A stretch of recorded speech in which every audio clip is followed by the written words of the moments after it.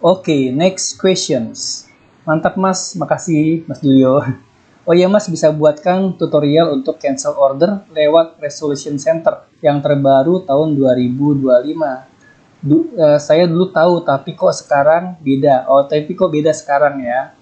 Biar nggak berkurang rating complicated-nya.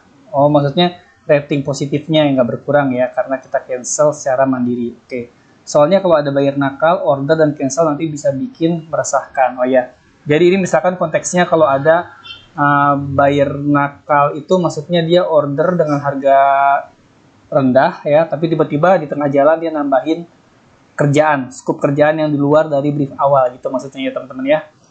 Nah, sekalian aja ya saya akan nunjukin cara meng-cancel agar tidak mengurangi rating, dan juga sekalian aja karena ini satu alur, saya akan tunjukin juga cara memperpanjang waktu deadline ya. Jika teman-teman terlambat mengerjakan pekerjaan karena kompleksitas tinggi ya misalkan, lalu minta pertambahan waktu tanpa mengurangi rating positif juga ya, karena atas kesepakatan pertama, atas kesepakatan bersama maksudnya, karena atas kesepakatan bersama deadline-nya jadi bisa dimundurkan. Jadi di video ini akan saya bagi dua tutorial ya. Tutorial pertama adalah cara meng-cancel tanpa mengurangi rating. Oke, langsung aja masuk ke view ordernya. Misalkan teman-teman punya orderan ya. Misalkan, oke ini contohnya misalkan yang bersangkutan order ya, order dengan harga sekian, $15 ya. Tapi ternyata di tengah-tengah ada tambahan pekerjaan yang di luar scope atau terlalu kompleks misalkan ya, sehingga harusnya nggak segini, harganya harus lebih ya, atau ya kadang-kadang gitu ya, ada order harga murah tapi kerjaannya complicated ya. Untuk meng-cancel ya teman-teman bisa, dulu kan posisinya di sini ya, sekarang sudah berubah tahun 2025. Sekarang ada di bawah sekali. Nah, ini dia Resolution Center.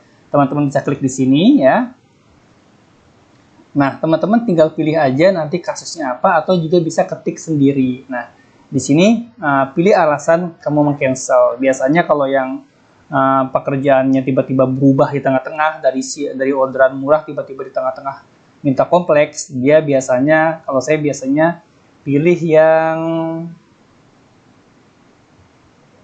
nah ini, buyer is asking for work that is outside the scope of the original order ya. Jadi tidak sesuai dengan kesepakatan di order pertama. Pilih yang ini.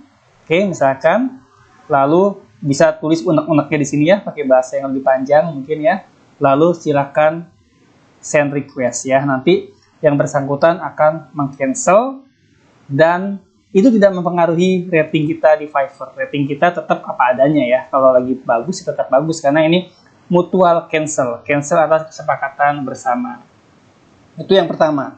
Terus kalau seandainya masih pengen ngerjain, terus ditambahin duit, misalkan ya, kan klien bisa nambahin duit ya, kita bisa nambahin, ini extra offer ya, kita bisa nambahin misalkan atas kesepakatan bersama ya, kliennya jadi mau nambahin duit dengan cara misalkan offer more extra ya. Ternyata pekerjaan Anda di luar scope nih, bolehkah saya merequest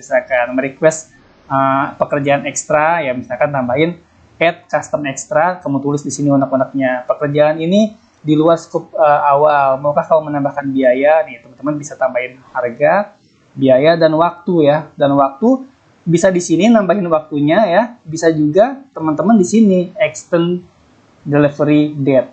Coba diklik aja.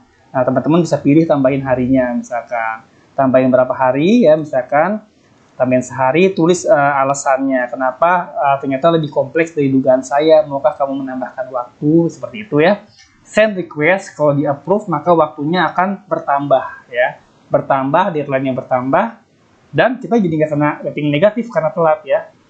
Dan klien pun bisa tetap ngasih bintang 5 sama kita ya, walaupun kita sudah terlambat. Lain cerita kalau kita nggak ngeklik, nggak nge-request pertambahan waktu ya.